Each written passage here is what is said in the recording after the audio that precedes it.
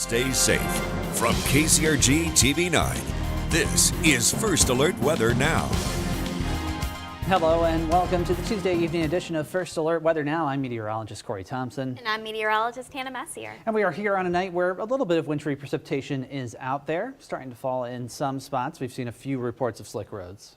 Yeah, that's typically what happens, obviously, when we get snow. Not a ton of snow in terms of accumulations, but it doesn't take much for those roads to get slick. Indeed. We'll talk about what we could face with this as it moves through, as well as a couple more systems that we got coming up later this week. That's right. We have more than one chance for snow. Unfortunately, our chance for a white Christmas isn't great, though. Yeah, it seems to be dwindling, unfortunately. And we will also have this week's Weather Wise, which talks about, unfortunately, a type of weather that we're all too familiar with. Yes, but it's not one we hopefully have to deal with anytime soon. Very true. But let's take a look at what you need to know this evening. Of course, we do have a chance for some snow in your first alert forecast. We have that light snow moving in right now, and we could see that continue through the overnight hours. Thursday is our next potential system for some snow showers with another chance for some slick spots. And in addition, we're still expecting temperatures to gradually drop through the end of the week. However, if you like warm Christmases, you will enjoy the 9-day forecast. This is our view on the Decorah City Cam. Doesn't look like snow started to fall in Decorah. Temperatures are in the 30s. We're 31 in Cedar Rapids, 34 in Iowa City, and 28 in Decorah, with winds pretty light, around 5 to 10 miles per hour. So this is what we have on our live pinpoint Doppler radar. We've got mainly that snow showers developing on the radar along and north of I-80. However, a lot of that isn't reaching the ground. The stuff that is more likely to reach the ground is the stuff in the north of Highway 20. So in Fayette and Clayton counties, and then that band of snow approaching Winneshiek and Alameda counties. Let's take a closer look at Fayette and Clayton counties. We've got potentially seeing some of that snow reaching the ground in West Union and Elkader, Prairie du Chien, Strawberry Point, and Olwine. If you have to be out on the roads this evening, getting groceries, any after-school activities, just be cautious with that. Like Corey mentioned, we have had some reports of slick spots, some partly covered roads in that area we mentioned between Fayette and Winneshiek counties. So just again, be cautious, especially in the north. Now, next couple of hours, temperatures drop. Will be in the 30s, low 30s by midnight, 26 degrees by 6 a.m. on your Wednesday morning, with winds out of the north 10 to 20. Now, Corey, I know that I like seeing a little bit of that snow. Driving in it isn't fun, but for sure, you just got to take it easy, take it slow, give that extra stopping distance, all those things we just have to remember to do instead of just automatically, hit the brakes as hard as you can necessarily. It's one of those things. Yeah, just something to remember. For sure. And we've got more holiday events coming up this week, and we do have some weather that could affect a couple of them. Meteorologist Joe Winters here with tonight's forecast for fun. Been a while since we've taken a look at the ski reports, but that's certainly something fun you do during the winter season. Let's take a look at the latest that we have in for our ski reports for hills in and around the state of Iowa. It looks like we do have not a lot of fresh snow, hopefully get a little bit in some spots. Chestnut Mountain now a 20-inch base, 15-inch base at sundown, 18 runs open at Chestnut, 3 runs open at sundown. Cascade Mountain in Wisconsin, 36-inch base, 34 lifts are open.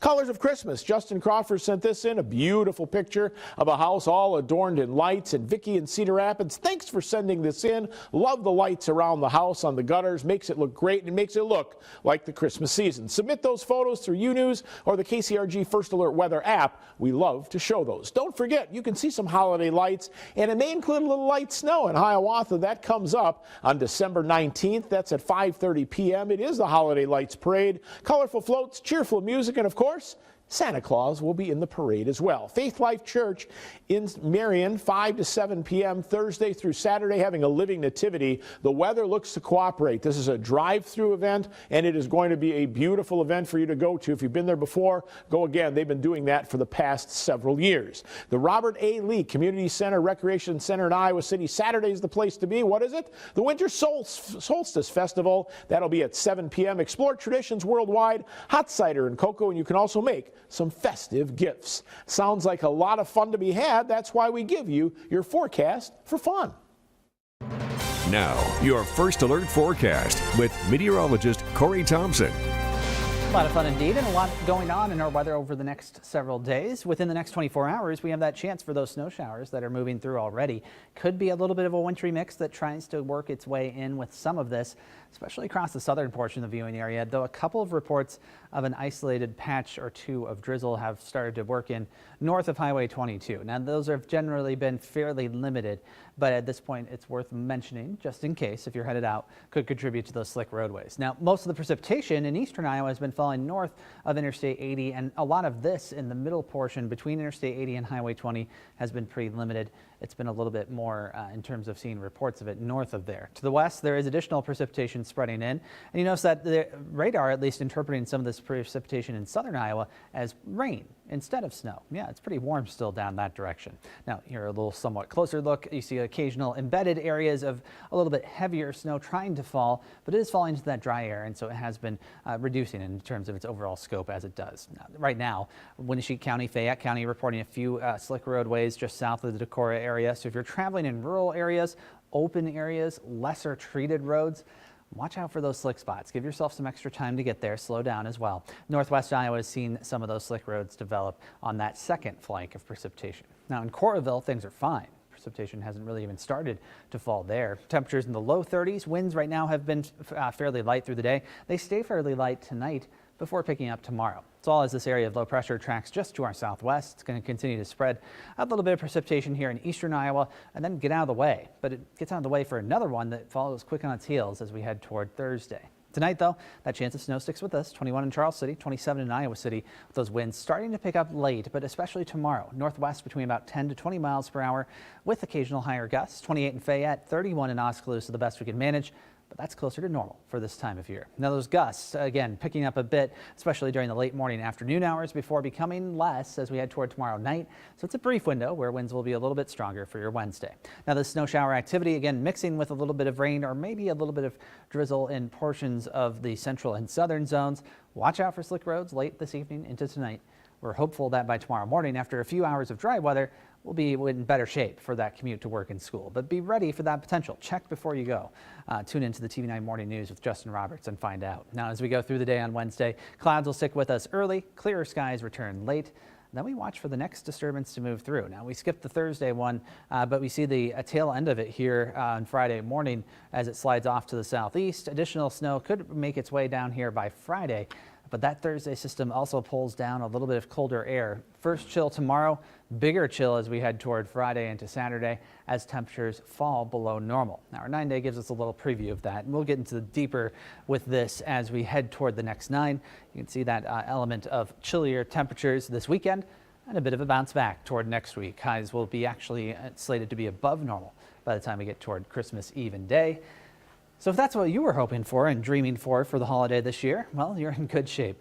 Not quite as warm as last year's Christmas. We were in the 50s and with rain and fog and stuff, at least for parts of it. So we're not matching that, but still on the warmer side. I think we were at exactly 54 degrees for our high last year on Christmas. So yeah, that doesn't happen often. I think in the last 50 or so years, it's only happened around 4 times. Yeah, so. and I think a couple of them have been in the last 5 years or something. So we've been on the warmer side. We know how it can go sometimes. Yeah, and 40s on Christmas isn't the worst thing in the world. Maybe you could just make some fake snow or something. For sure, exactly. A little bit of that frost out of the freezer, perhaps. But we're going to switch topics a little bit and actually talk about a question sent in by today's weather-wise students. So let's take a look at today's question.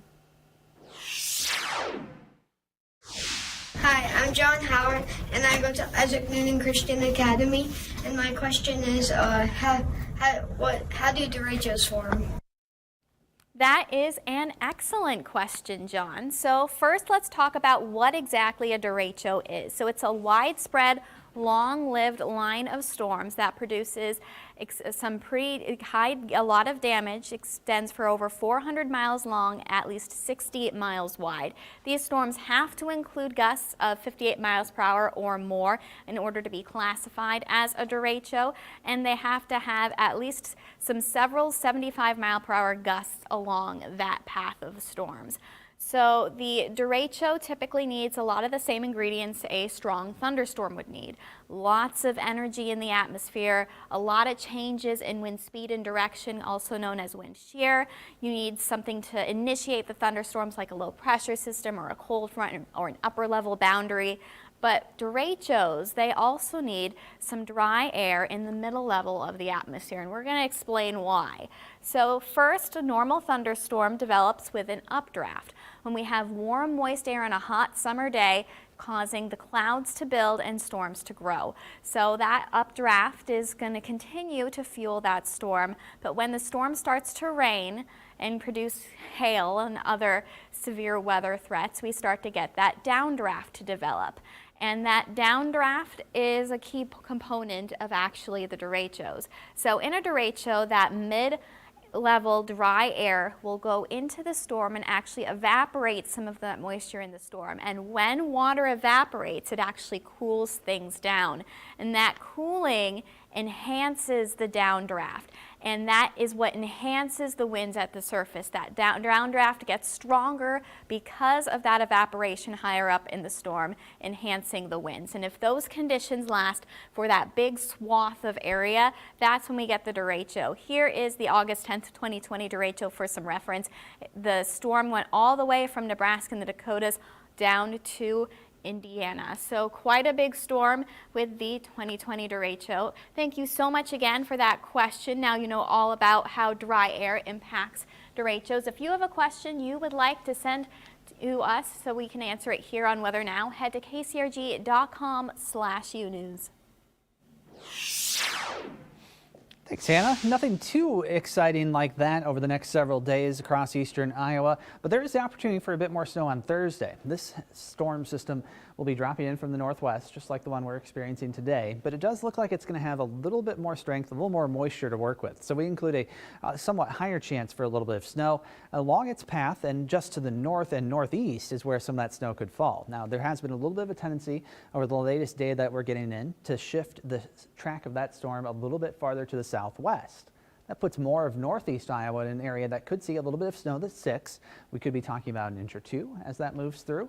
We'll have more details in just a little bit as we get a little bit closer to this storm system. Tune in tonight on the KCRG TV9 News at 10 or check out kcrg.com/weather for more information in the coming days.